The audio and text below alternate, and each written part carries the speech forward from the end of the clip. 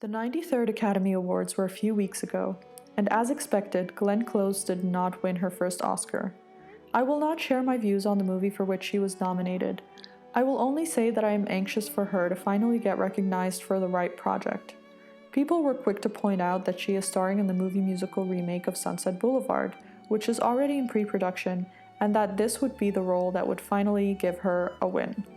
And although the Academy isn't generous with Best Actress awards for leads in movie musicals, and although I'm openly not very keen on remakes and movie musicals make me nervous, I would still be happy to see her win for it. Not only because I thought she was breathtaking when she played Norma Desmond on stage, but also because if you were to ask what my favorite movie is, even though the question makes me hyperventilate, the first movie that pops into my head is always the 1950 Sunset Boulevard. And I used to think I knew exactly why. After all, it's a classic, it's beautifully acted, it's a great story, and it talks about the historical inner workings of my industry. So when I was thinking about what movie to talk about first, naturally I thought of Sunset Boulevard. And in doing the research for this video, I realized I had no idea why this movie is a genius work of art, and why I love it even more than I thought I did. Warning, spoilers ahead. Sunset Boulevard is the story of a screenwriter, Joe Gillis, who by chance lands in the home of long-forgotten, eccentric, and completely delusional silent film star Norma Desmond, who recruits him to write her comeback.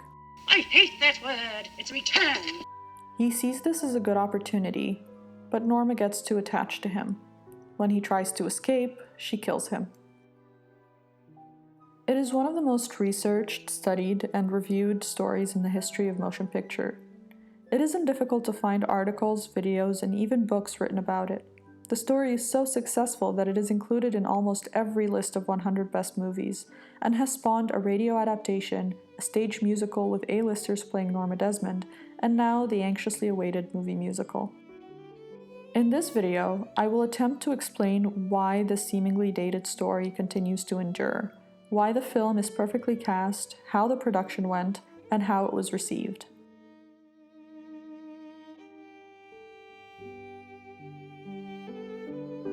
To understand the developments that led to the very dramatic events which were about to unfold as this project went into production, I would be unfair not to speak a bit about the background of the two men heading it, Charles Brackett and Billy Wilder. Although Charles Brackett is the least famous of the pair, his career up until the production of Sunset Boulevard had gone rather smoothly. He was born to wealthy parents in Saratoga Springs, New York. He could trace his ancestors' arrival to the New World all the way back to the 17th century. He was very much a WASP. He was well educated, even went to Harvard, and ended up working at his father's law firm and writing whenever he had free time. His writing began to get noticed. He published short stories and novels, and even had a column in The New Yorker, before one of his stories got made into a movie and he ended up at Paramount with a giant salary and benefits. Billy Wilder, who would go on to become a household name on the other hand, had a rocky start. He was born in Vienna to roving Jewish parents who had no lasting professions. He had jobs writing for tabloids nobody took seriously, and eventually moved to Berlin where he began writing screenplays, which were successful to a certain extent, but as Hitler became chancellor, he picked up and moved to Paris. There, he co-directed his first picture, Mauvaise Graine, and met Franz Waxman, who would later create the score for Sunset Boulevard. Wilder then sold the screenplay to Columbia, but they didn't keep him on because he only spoke German and French. He finally ended up at Paramount with a fraction of Brackett's salary. After a couple of years, Paramount decided to pair the two men on a movie called Bluebeard's Eighth Wife, and their partnership started to form based on their mutual understanding of each other's strengths and weaknesses, and it became clear that they worked better together than apart. Their partnership continued through the 1940s with movies like Ninotchka, Ball of Fire, and A Foreign Affair, among others. On July 29, 1948, Wilder and Brackett, then a sort of Hollywood power couple, were working on a screenplay about Palestine. Wilder was, quote, discouraged by undramatic developments in Palestine, which is a great example of what he was actually like, and decided they should scrap it and work on the Hollywood project. If you read Charles Brackett's delightfully witty and sometimes touching diaries, you get to really see the evolution of the story. How they started with a simple idea of a pool and a silent film star, then how the story morphed and characters were created and sometimes discarded or reduced to secondary characters. You also get to see the tensions rise between the outspoken, opinionated Billy Wilder and the quieter Brackett who didn't seem to be as big an advocate for his own career around that time as Billy Wilder was. You get to see Brackett's sharp, sometimes harsh private assessment of Wilder, and you see Wilder begin to negotiate a contract separate from Brackett. Their creative split came right in the middle of their work on Sunset Boulevard. Charles Brackett was notified by press release of the end of their partnership, which didn't do much to help tensions between them, and there are reports of phone books and harsh words being thrown around. It sometimes feels insane that that environment would nurture the kind of creativity required to make something as glorious as Sunset Boulevard. And from the outside, one could say that it wouldn't.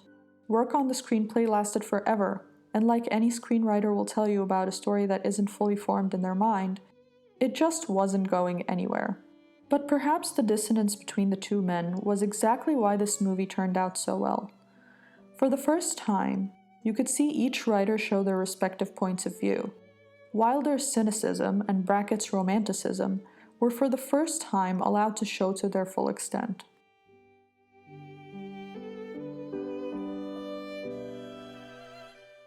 It's almost inconceivable now that any other actors were considered to play Joe and Norma. But when the screenplay was just about a writer, the first choice to play him was Montgomery Clift. Just imagine what a different movie it would have been. Clift and the writers had a few meetings. Brackett even had some snarky comments about him. But eventually, Clift decided it wouldn't be good for his career to play some kind of a gigolo to an older woman. The role was then passed around to the likes of Fred MacMurray, Gene Kelly, and Marlon Brando, but it was Bill Holden's lucky day. They all passed. The role of Norma was a little different. In Brackett's diaries, Mae West is the first person mentioned in relation to the role, but literally one day later, they abandoned the idea, with Brackett writing that the Mae West story, while offering riotous possibilities, could not possibly result in a picture of distinction. And on the same day, they began considering Gloria Swanson. Brackett flew to New York to meet her, and she told him that she was offered a part in Michael Curtiz's Serenade, and that the role was so similar that she couldn't possibly play both, but that she was interested in a good dramatic film role, and that her television commitments would not interfere. Side note, Serenade did get made in 1956, with Joan Fontaine playing the role offered to Gloria Swanson, and spoiler, it wasn't that similar. For a couple of months, it was set that Gloria would play Norma and Montgomery would play Joe. As Montgomery Clift was showing signs of backing out, the writers went to see Mary Pickford. It is unclear what brought this on, if it was Gloria's lack of commitment to either picture or any other number of reasons, but they did. And after telling her the story, it was clear she wasn't interested. It wasn't a completely foolish idea on their part, though. She was at that point married to a man 12 years her junior. But I'm not implying that their relationship was anything like Norma and Joe's. At that point, they were left with Gloria, who refused to do a screen test. She thought it was insulting, and it kind of was, but her friend George Cukor ended up convincing her to do it, and so she did, and she was magnificent. Because the story of the casting of the, quote, big characters had so many layers, it's easy to overlook the rest of the characters. But Wayne Lawson said something about this movie which kept coming up for me as I was doing the research, and it's certainly true of the casting. Every rock you pick up, there is incredible life under it. One of the rocks that was most interesting to me was the one that lifted to reveal the character of Max. Max is probably my favorite idea for a character in any movie ever, for many reasons, but the biggest one is for who played him. Max von Mayerling, played by Erich von Stroheim, is Norma's butler, and over the course of the movie it is revealed that he has been her enabler, because he is her ex-husband who's still in love with her or is obsessed with her or something, I don't know. Anyway, he also happens to be the man who discovered her, because before he decided to give up his career for a life of servitude, he was a big-shot director. This is where it gets rather interesting, not because of the character, but because of the casting. You see, Erich von Stroheim himself started out as an actor, even worked with D.W. Griffith, and then became a director in the early days of Hollywood. A lot of people have very strong opinions about von Stroheim. He was a colorful character who wore military uniforms when he had never served, and told stories about being an Austrian count when he definitely wasn't. But he was mostly infamous for being very difficult as a director, always going over budget and deadline, costing the studios millions of dollars, and ending up with days' worth of film he would never use. In the late 1920s, Gloria was the queen of Hollywood. Strong woman does not begin to describe her. She was turning down multi-million-dollar contracts and producing her own movies, really taking charge in not only a male-dominated industry, but a male-controlled world. Around that time, she met Joe Kennedy, who fell in love with her immediately and convinced her to let him take over her company. He then gave her a lavish lifestyle upgrade, which she thought he was funding, but which, as it turned out, was coming out of her company's budget. This, along with a string of movies which made money too slowly, almost bankrupted her. But he wanted to change the image of her movies from cheap rom-coms by bringing in a European director known to create opulent and luxurious films to class it up. That director was von Stroheim, and he did exactly what he was known to do. Queen Kelly is not a finished picture. The only thing that was rather difficult at the time was that he was taking longer to do 1/3 of the picture. Of course, pictures have budgets, and that means a certain length of months to shoot a picture and a certain amount of money to spend. And when we had finished with the first half of the script, not the first half, the first third of the script, we then had 20,000 feet. We could have made 4 or 5 pictures out of it. So we started to get a little worried that we had so much film and we'd only shot 1/3 of the script. And we already were starting into about $600,000, which was a lot of money. And if we had continued at that pace and that amount of filming, most of it would have been on the cutting room floor, and then we would have had to spend maybe $1.5 million to finish the picture. So time-wise, we were behind. We had a lot of film which we didn't need, which would never see the light of day on the screen. You get it. Gloria quickly realized it wasn't going to work and fired him. This was in 1929. It was the project that marked the beginning of the end of his career as a director. 1929 was also the year that many studios began to really embrace the technology of sound on film, and Queen Kelly was going to be a long, silent movie.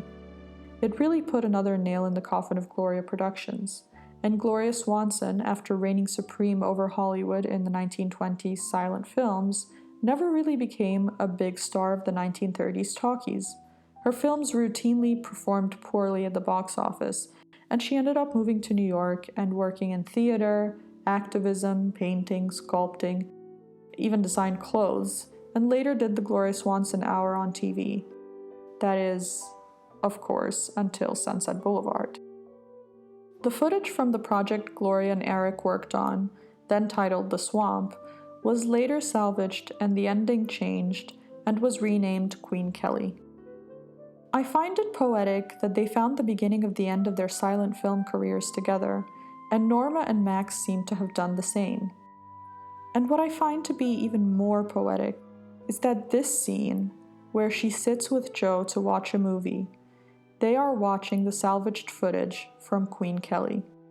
As Roger Ebert put it, for a moment, Gloria and Erich are just playing themselves. Of course, I have to mention here that both Gloria Swanson and Erich von Stroheim spent the rest of their lives trying to convince the world that they were nothing like their characters in Sunset Boulevard. Because the truth is, outside of what I just outlined, they really didn't have very much in common with their characters. Von Stroheim was far from a weak, adoring butler, and Swanson, by Brackett's own admission, gave an impression of youth and liveliness. She was a health nut and was so witty and intelligent and busy and romantic until the end of her days. If you watch interviews she did in her 80s, you'd see how charming and interesting she still was. It takes very little to realize while watching Sunset Boulevard, even for the first time, that it is an expose on Hollywood. It wasn't the first, and it most certainly wasn't the last, but Wilder and Brackett took liberties with Sunset Boulevard, which no one else had dared to do with other movies that seemingly attempted to unmask Hollywood, like A Star is Born or Singing in the Rain. The filmmakers dove much deeper than just casting a real silent film star to play a silent film star. It is baffling that Paramount allowed this level of disclosure. On top of the main cast, the cameo appearances were probably the most ambitious of any movie made up to that point. In this scene, where they're playing bridge, Norma's friends are real-life silent film stars Buster Keaton, Anna Q. Nilsson, and H.B. Warner. In real life, Buster Keaton was known as quite the bridge player. In this scene, Hedda Hopper plays herself, the gossip columnist we all love to hate. And in this scene, Cecil B. DeMille, who really had been a big part of Gloria Swanson's early success, plays himself. He even calls Norma young fellow, which is what he started calling Gloria after she bravely got into a lion's den at his direction on the set of one of the movies they worked on together. Samson and Delilah, the movie DeMille is working on in Sunset Boulevard, was actually really filming at the time. Even the places mentioned are real and relevant to Hollywood's inner crowd. There are many inside jokes like this throughout the film. It may have been that by 1950, Hollywood was old enough to take a few hits. It could finally afford to be sort of meta and unsparingly self-critical without many consequences. It was an industry old enough to have icons as well as relics and legends. The pictures were no longer a novelty. There was no real danger in attacking the culture behind the curtains. It is easy to see that the camp element of the movie plays a dual role. On the one hand, the overacting, the exaggeration and opulence of both performance and production are there to make a point, and the more grounded scenes are there to anchor the performance. On the other hand, it is saying exactly what's staring you right in the face. The film industry is a joke. And this isn't a negative comment. I absolutely adore the industry and feed off of its energy. But Hollywood is so clearly an illusion. It is a set of rules created around entertainment. They mean absolutely nothing without being given the power by those that have it. It seems strangely relevant now with conversations being had today about inclusivity in the entertainment industry with very little change happening, when essentially the discussions aren't new. While Sunset Boulevard is most certainly not in any way a movie with any real message about diversity, it is a story with ageism right at the heart of it. Norma, you're a woman of 50. Now grow up. There's nothing tragic about being 50. Not unless you try to be 25. But what Sunset Boulevard is saying is that you don't just have to be considered, quote, old to be overlooked.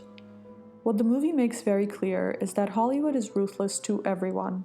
Norma and Joe are opposite characters. Norma has had the success that Joe only dreams of having, and yet they are treated so similarly by the Hollywood machine.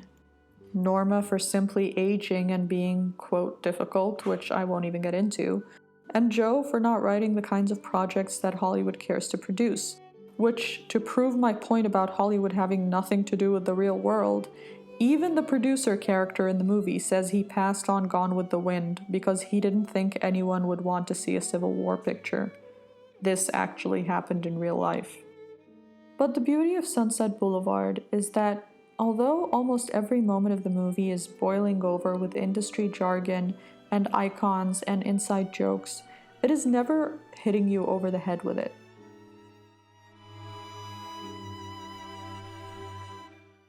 We are now aware that the movie was received well by audiences outside the entertainment industry. It was a hit. This chart by Derek P. Rukas shows the audiences who went to see the movie and why. You notice right away that the cast played the biggest role in bringing audiences to the theaters. This is indicative of something very interesting. The audiences were ready to see these actors play themselves. It is almost unfortunate that Hollywood can sell you a movie about movie stars, starring movie stars, and make no distinction between the real and the fictional, and stars like Gloria Swanson and Erich von Stroheim would have to spend the rest of their lives separating the two. But that is what Hollywood does best. It markets to you what it wants you to believe. It is better to believe that Gloria is Norma for ticket sales. This may or may not have been done deliberately, but it was a consequence for taking the roles. Inside the industry, the movie was not received as well. Louis B. Mayer famously said, quote, "This Wilder should be horsewhipped." He told Wilder he had disgraced the industry that made and fed him, and he didn't hesitate to spread this sentiment to his industry peers. The movie received mixed reviews at the beginning from industry insiders, but eventually became known as arguably one of the best movies ever made about Hollywood or at all. It performed very well at awards ceremonies. It was nominated for 11 Academy Awards, including Best Actress. However, Gloria Swanson didn't win. It was Gloria Swanson who was robbed in 1950, not you, bitch! This article from The Independent makes a great point about why that might have been.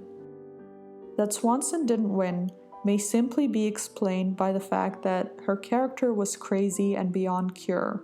In those days, Hollywood's view of madness was that it was a passing problem subject to treatment. She did, however, win a Golden Globe for her portrayal of Norma Desmond. The movie, which was supposed to be Gloria Swanson's comeback, I hate that word. It's return. failed to do just that. But it did launch Bill Holden's career. Erich von Stroheim continued to act between France and America, but never became a big star and died 7 years later.